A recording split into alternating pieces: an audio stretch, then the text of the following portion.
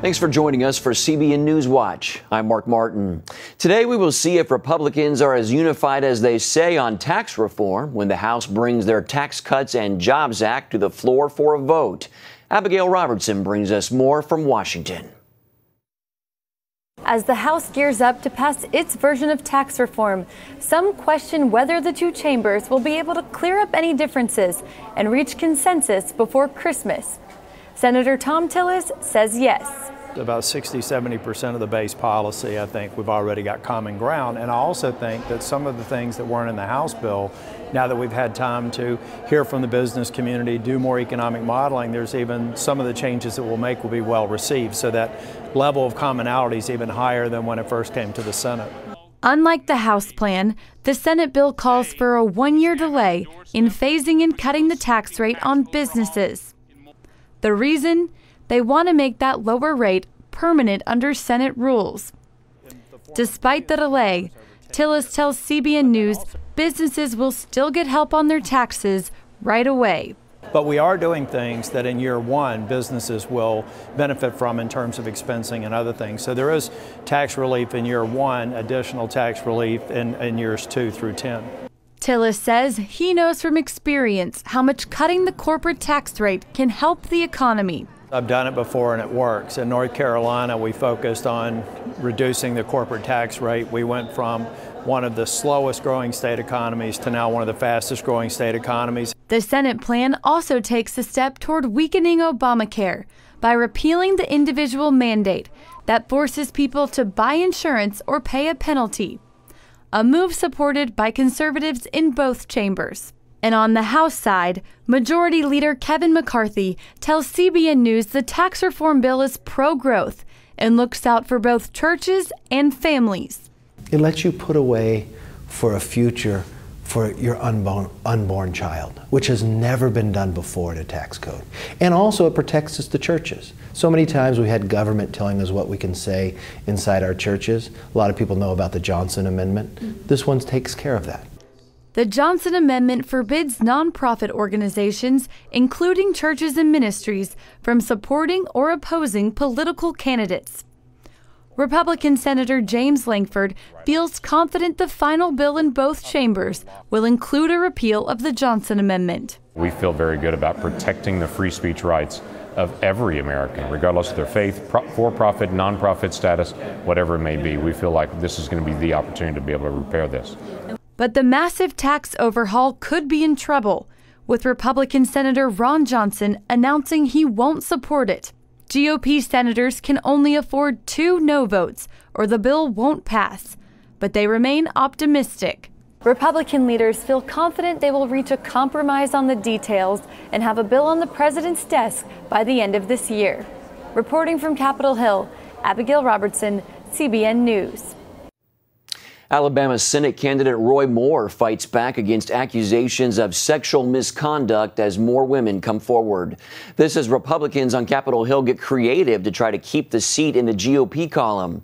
There's talk of pushing Attorney General Jeff Sessions as a write-in candidate for his old seat, or even asking Senator Luther Strange to resign from his seat to trigger a new special election. Meanwhile, more accusers have come forward. One woman telling reporters Moore grabbed her at his law office. 2 others describing unwanted advances at a shopping mall.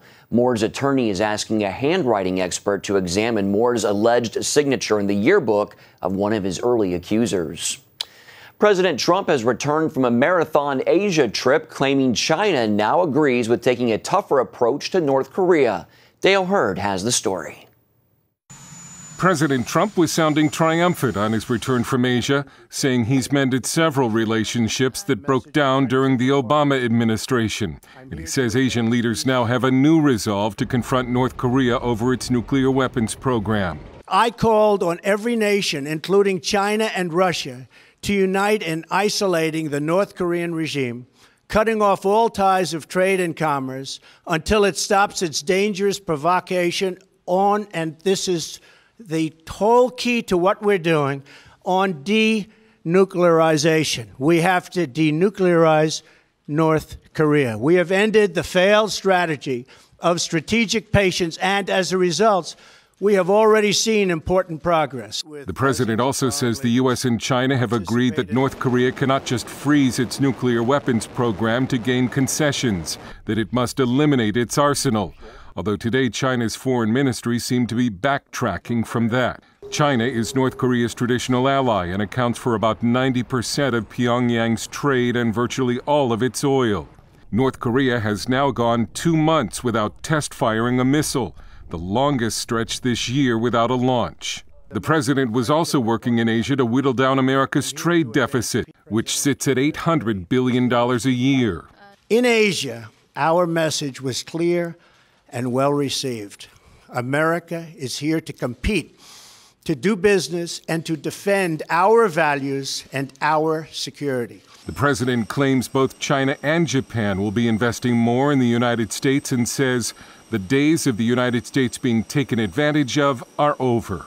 Dale Hurd, CBN News.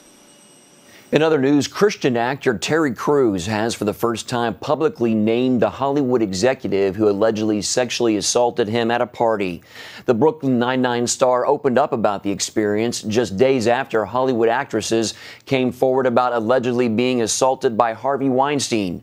Back in October, Crews explained in a series of tweets that no one is immune to sexual harassment. Now he has named the high-powered talent agent. He says he is not going to be ashamed.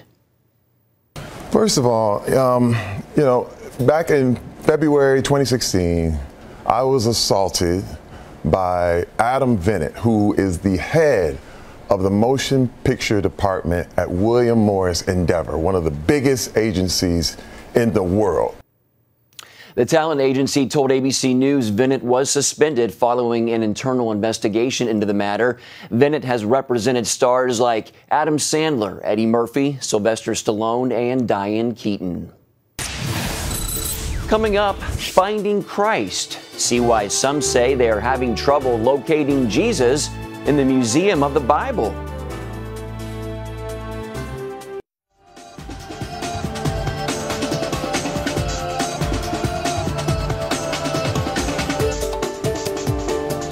Welcome back. A painting of Christ by famed artist Leonardo da Vinci has fetched a record-breaking $450 million at auction.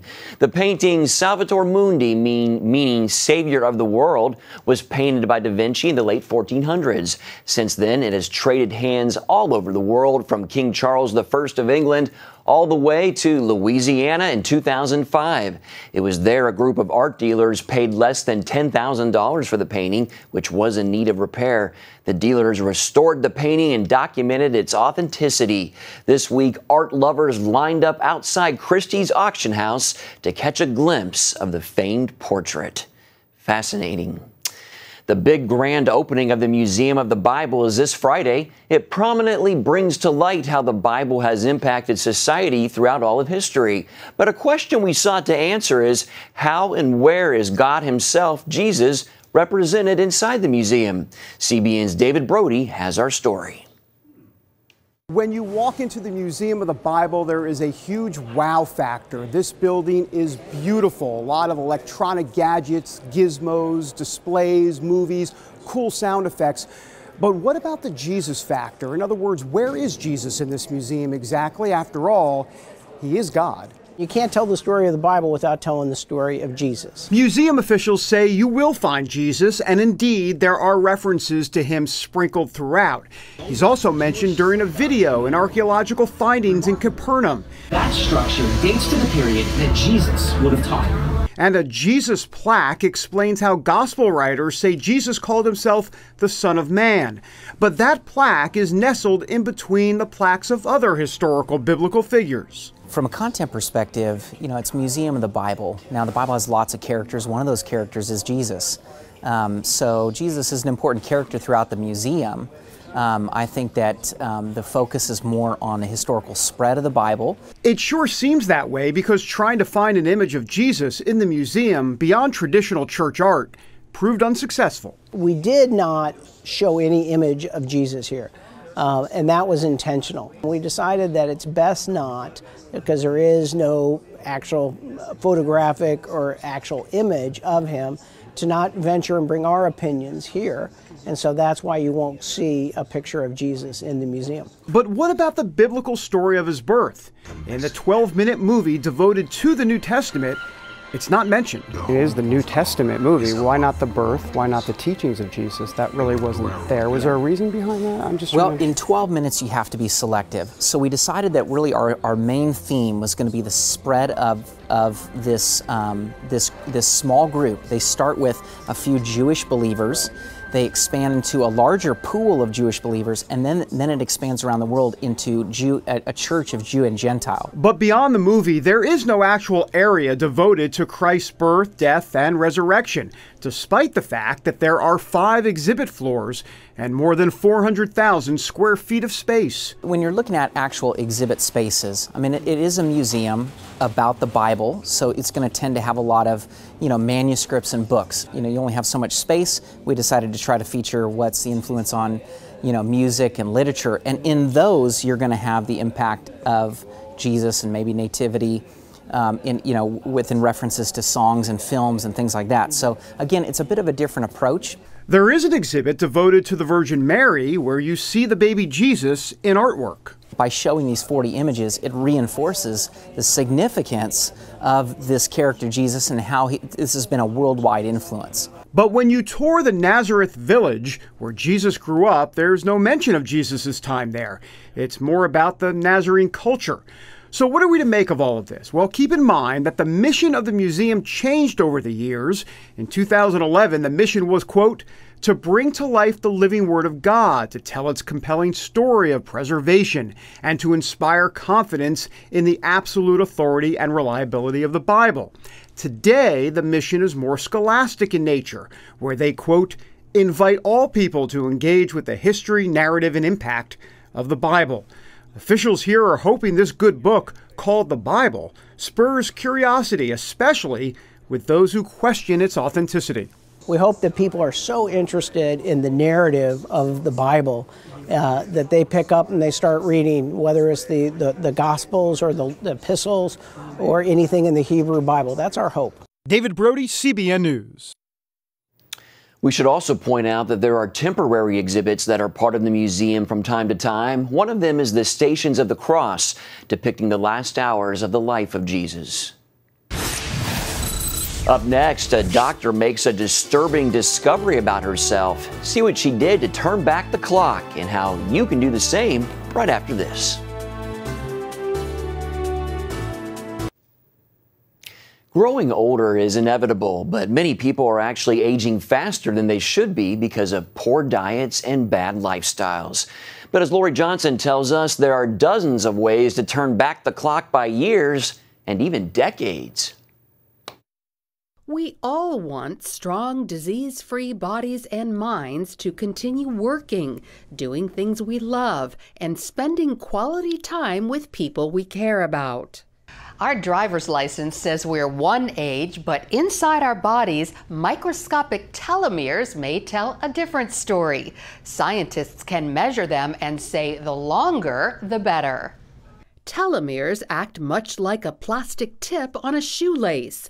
They protect our chromosomes and DNA, but over time, as cells divide, telomeres shrink, causing health issues.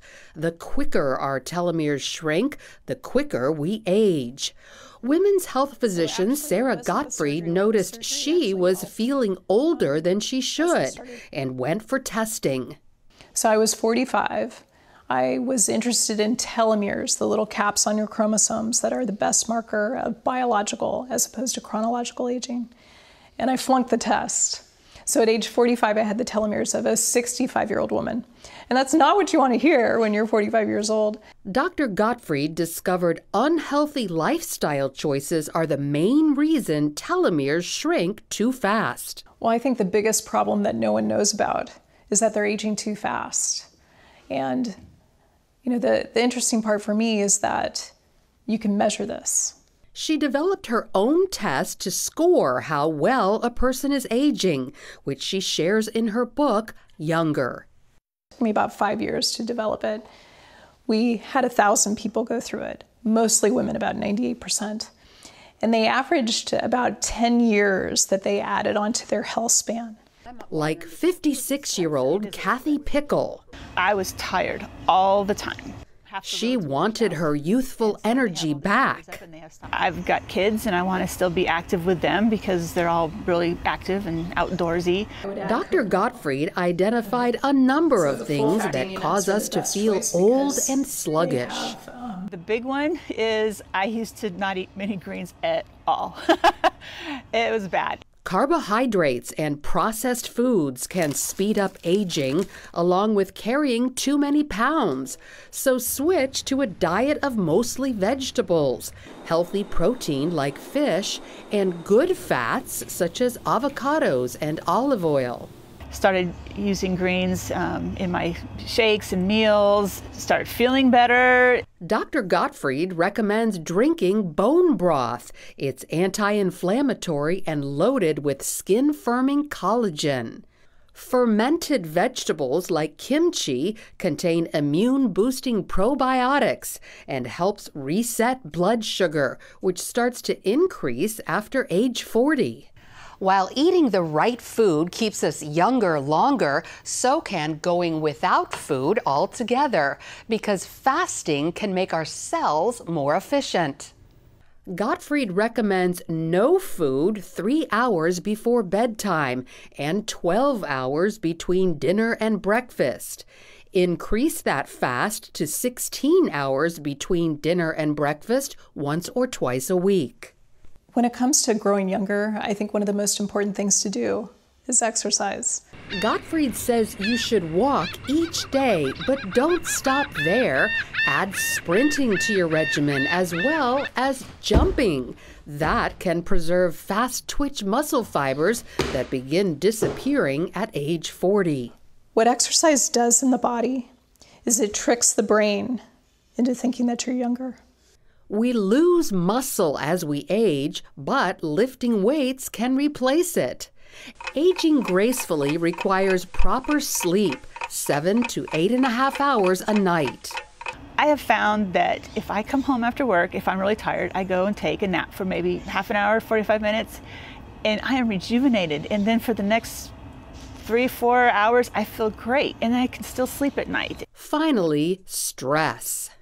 You know, there was a cost to being a working mother, burning the candle at both ends. There was a cost to my medical training, and it showed up in my telomeres. So this is the problem that I think a lot of people don't know they have, and we need to address it.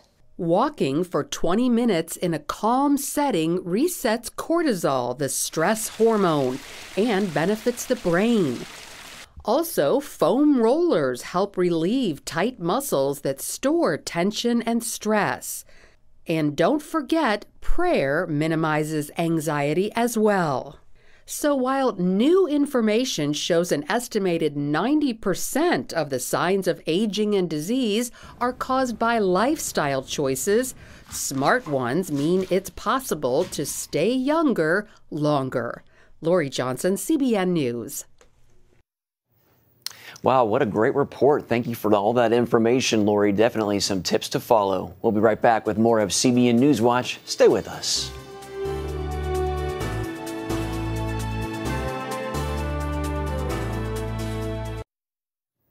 A widow in Senegal has received some much-needed help from Operation Blessing. Aminata was struggling trying to make ends meet. She would go days without eating just to be able to sell food in the market. She took her husband to the hospital when he got sick, but the bills emptied their savings and he died. She was left alone to raise 6 children.